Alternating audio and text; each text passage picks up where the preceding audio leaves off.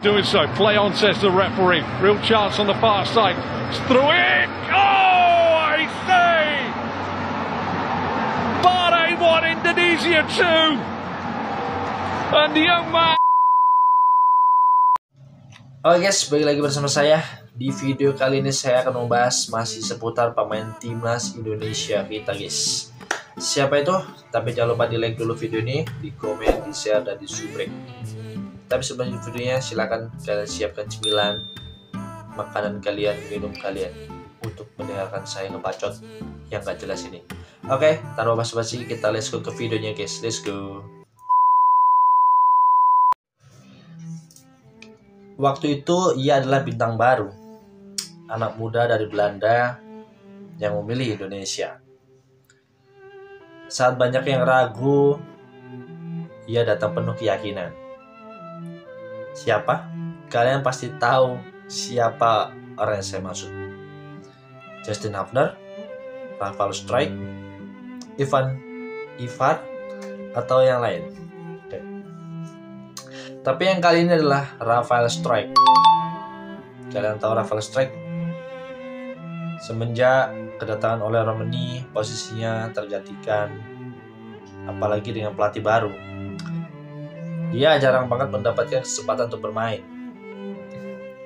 Rafał Strijk bukan hanya datang untuk bermain, ia datang membawa mimpi di waktu itu bersama Sintayong. Dia tak tumbuh dari sistem Indonesia, tapi dia memilih merah putih sebagai identitasnya. Dan publik mencintainya, termasuk kaum hawa.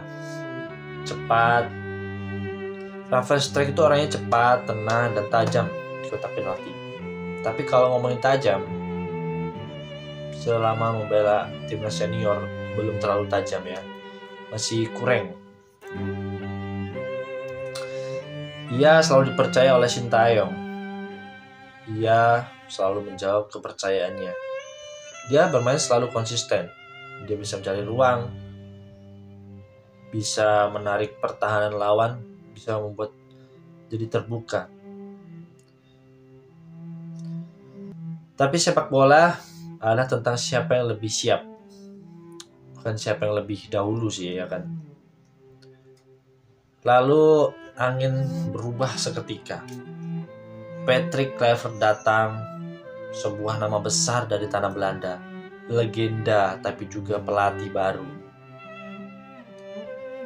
Patrick merupakan pelatih baru. Dia belum mempunyai karir yang bagus, juga belum ada karir yang bagus ya selama menjadi pelatih. Patrick datang membawa cara pandang baru, kecepatan baru, tuntutan baru.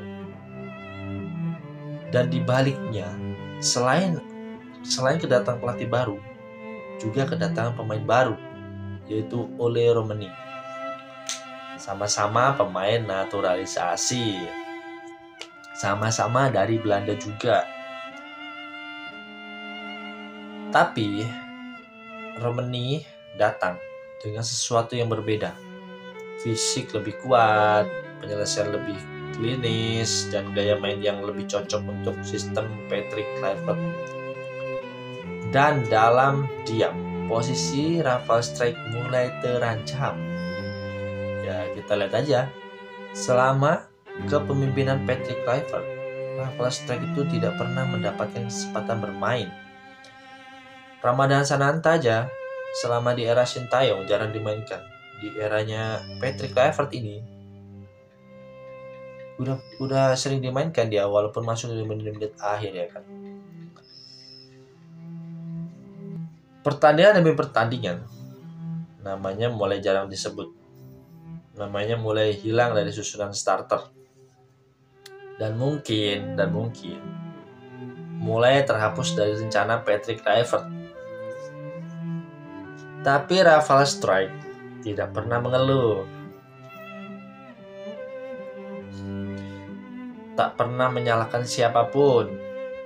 Dia tetap semangat untuk ketika dia panggil oleh timnas, dia tetap semangat. Ia tetap datang ke latihan lebih awal, tetap tersenyum, tetap memotivasi rekan-rekannya untuk bersemangat untuk ke pertandingan, setiap pertandingannya. Itu luar biasa sih. Tapi dibalik semua itu, ia pasti tahu bahwa tempat yang pernah ia duduki kini sudah bukan miliknya lagi.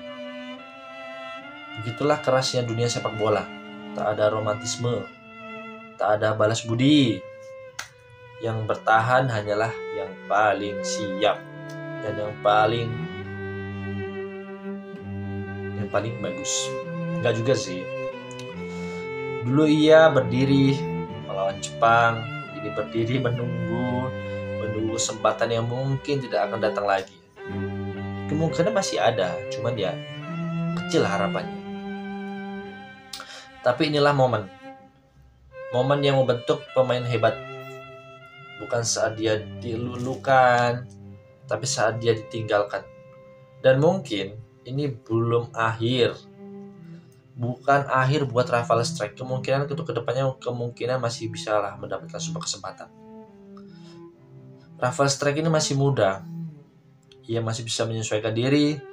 Ia masih bisa mengejar kembali tempatnya. Perlu perjuangan lagi untuk Rafael Strijk untuk bisa mendapatkan tempatnya lagi di timnas Indonesia. Karena sepak bola tak pernah benar-benar menutup pintu untuk siapapun yang mau berjuang untuk masa depannya. Mungkin itu sih yang bisa saya sampaikan tentang Rafael Strijk yang posisinya mulai tergantikan oleh Romani dan semenjak kedatangan Patrick Kluivert. Menurut kalian bagaimana guys? Apakah Rafael Strijk pantas untuk digantikan oleh Romani? Apakah Rafael Strijk masih bisa mendapatkan kesempatan lagi untuk ke depan? Silahkan komen di bawah. See you next video. Bye bye.